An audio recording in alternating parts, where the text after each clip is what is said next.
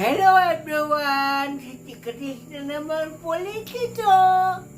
At mag-upload na naman po ko ng video. Ngayon po very personal po ang i-present ko sa inyo. Ito po isang gamit para sa cellphone nyo para makatulong ma-eliminate mga kableng nakakasura. Ito po ang Choeteçh fast wireless charging pad. Ito po siya. Halika, panoodin mo ang video ko ha.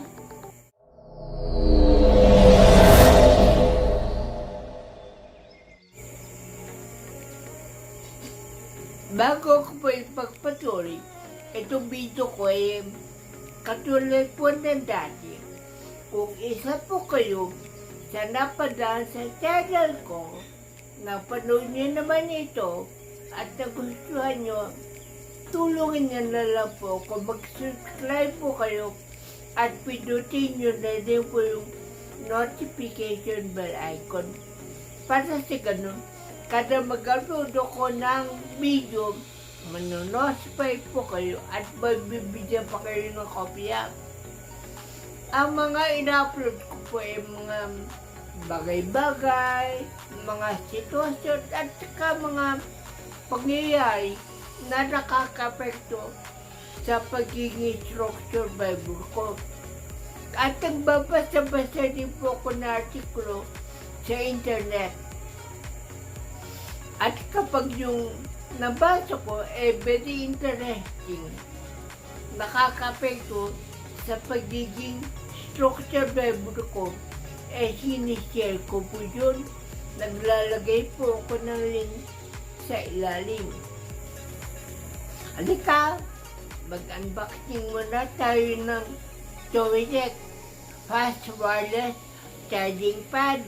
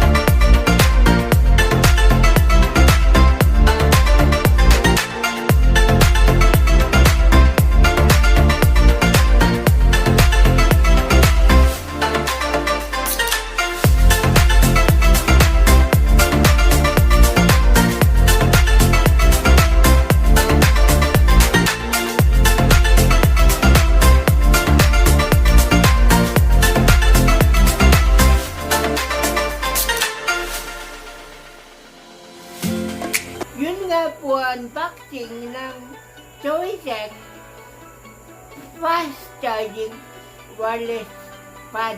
Ngayon, ito po siya. Kung makikita nyo po, bilog siya na may panda na drawing. Sa harapan po niya, mayroong LED light at sa likod po niya, saksakan ng USB. Ngayon po, ang gagawin nila po dito, ipapatong nila lang po sa lamesa.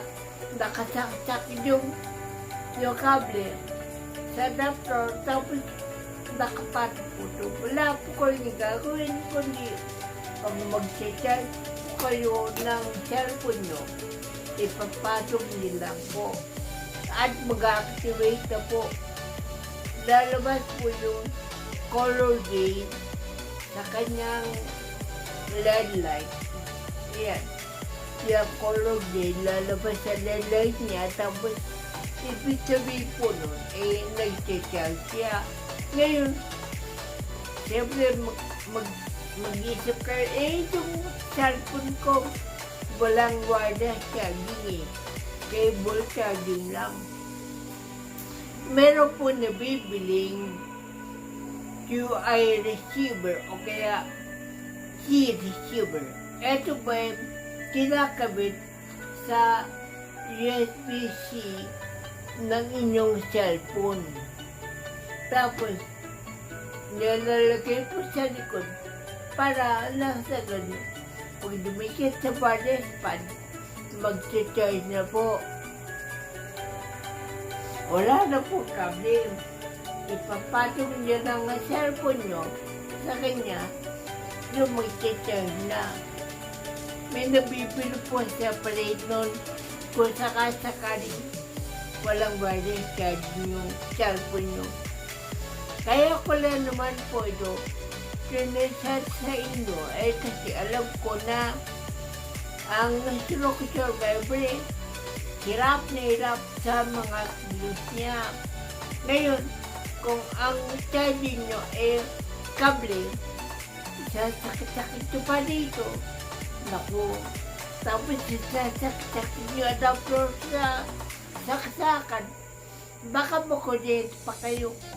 Samantala pag wireless charging, permanent na ito nakasakit sa adapter, sasaksakan sa bahay, tapos pag mag-charge kayo ng inyong cellphone, ipapatog nyo lang. Kaya, walay hassle. Hindi siya maraming kable nakapalibot sa cellphone nyo. Kaya, maganda po siya. Kaya, sinama ko pa. Baka sakasakaling magustuhan ng mga kasama natin. Makakabili siya na may idea po siya. Mabibili niyo po ito sa Shopee. Sa ngayon po, ito pa ang pinakamurang branded. Marami pong mura. 200 nga lang meron na Kaya lang, ang problema doon, ilang beses mo gagamit? Isa, dalawa? Ito po branded na talaga. Pinakamura. Alam niyo po, nagkakalagay ito ng mga 800 saka hanggang mga 1.5. Kaya nagalap at ito ang pinakamura. So, kung gusto niyo po subukan niyo po. Makakatulong po ito na mabawasan yung nakapalibot na kable sa cellphone nyo. O paano po? Hanggang dito na lang po sinero ko lang po yung unboxing na ginawa ng apo ko. O paano po? Maraming salamat po. Bye-bye na po. Bye-bye. Bye-bye na po. Bye-bye.